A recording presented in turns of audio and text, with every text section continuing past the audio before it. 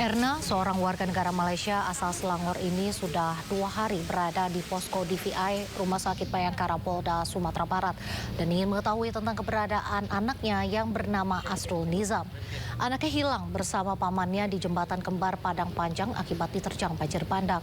Asrul Nizam sengaja datang ke Sumatera Barat untuk menemui neneknya yang berada di daerah Padang Panjang bersama pamannya.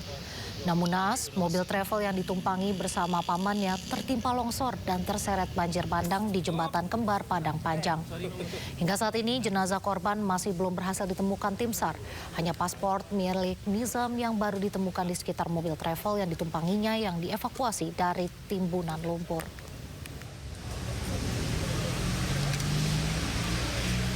Dari Malaysia hari Minggu, terus ke sini. Dan terus ke kampung. Semalam disuruh ke sini lagi, jadi sampai sekarang belum dapat lihat. Bu, sampelnya udah Bu kasih di sini, sampel DNA, sampel data gitu, udah diberikan. Kita mau ngasih, tapi orangnya nggak mau, di sininya nggak mau ngambil. Kenapa? Itu persoalannya, saya nggak tahu. Diduga akibat stres dan kelelahan di cuaca ekstrim, seekor anjing pelacak dari unit K9 Polda Riau mati usai membantu pencarian korban di lokasi bencana. Kematian anjing bernama Reno menyisakan duka bagi personil polisi dan juga tim SAR.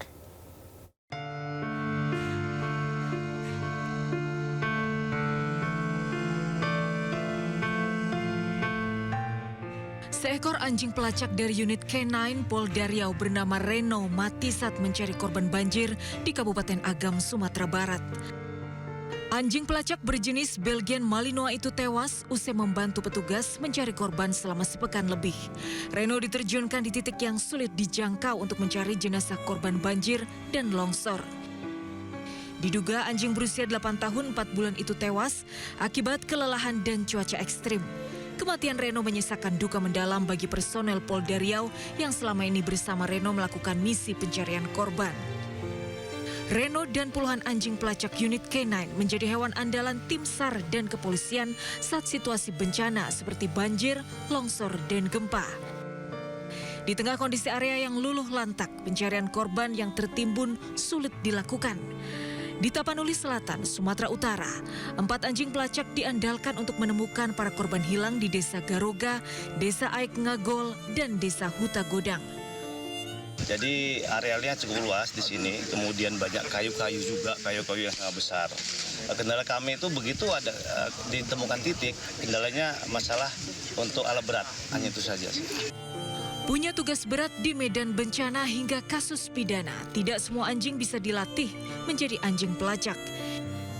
Biasanya dipilih dari ras Belgian Malinois, German Shepherd, dan Dutch Shepherd karena memiliki kecerdasan kekuatan fisik dan penciuman tajam. Memiliki lebih dari 200 juta reseptor, anjing jenis itu mampu menemukan barang bukti tersembunyi, membaui narkoba, senjata, dan bahan peledak, serta menemukan bau manusia dari jarak berkilometer. Tim Liputan iNews melaporkan.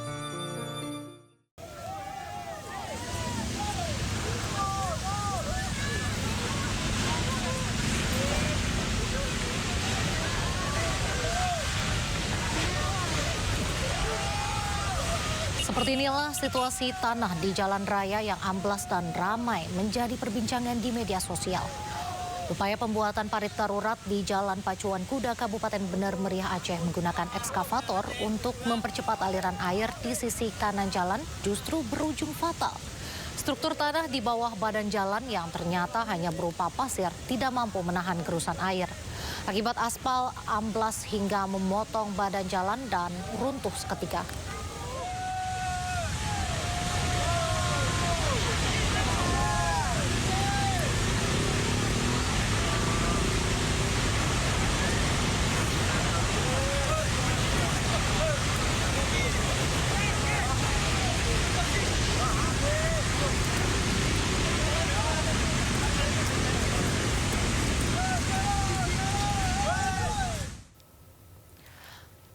Sementara itu, jumlah korban hilang mencapai 509 jiwa dan sedikitnya 2.700 jiwa terluka.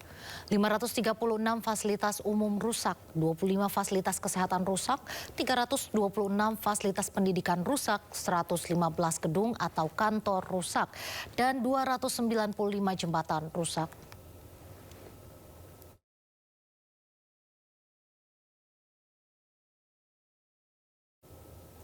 Desa Garoga di Tapanuli Selatan, Sumatera Utara luluh lantak dan terisolasi akibat banjir. Sementara itu puluhan warganya dinyatakan hilang.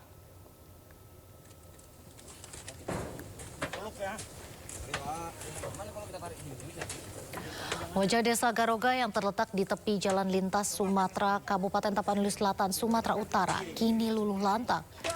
Rumah-rumah hancur tersapu banjir bandang yang membawa batang-batang kayu dan menghantam permukiman. 27 warganya hingga kini belum ditemukan terseret arus deras saat banjir. Sementara itu sawah dan kebun yang menjadi ladang mata pencaharian bagi ratusan kepala keluarga kini lenyap akibat banjir bandang. Dari Tapanuli Selatan, Sumatera Utara, Indra Mulia, iNews melaporkan.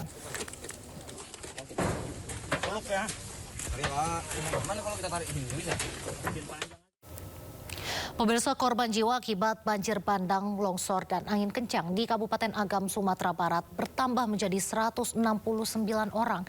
30 diantaranya baru ditemukan pada Rabu dan belum teridentifikasi.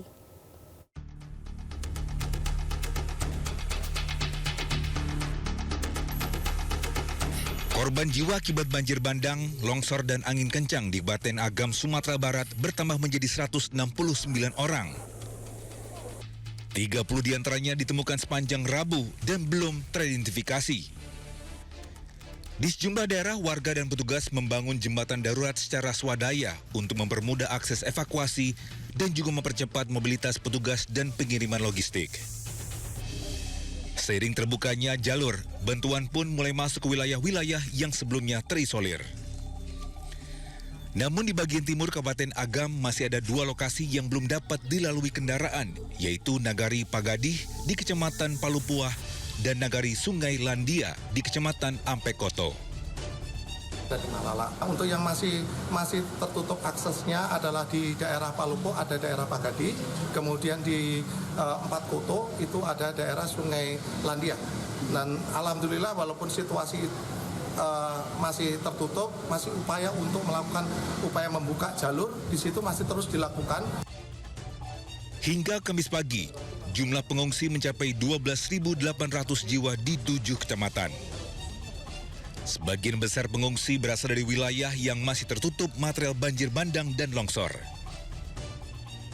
Dari Agam, Sumatera Barat, Wahyu Sikumbang, iNews melaporkan. Maksud hati hendak menemui nenek di kampung halaman di Sumatera Barat. Seorang warga negara asing asal Malaysia turut menjadi korban banjir bandang di daerah Padang Panjang.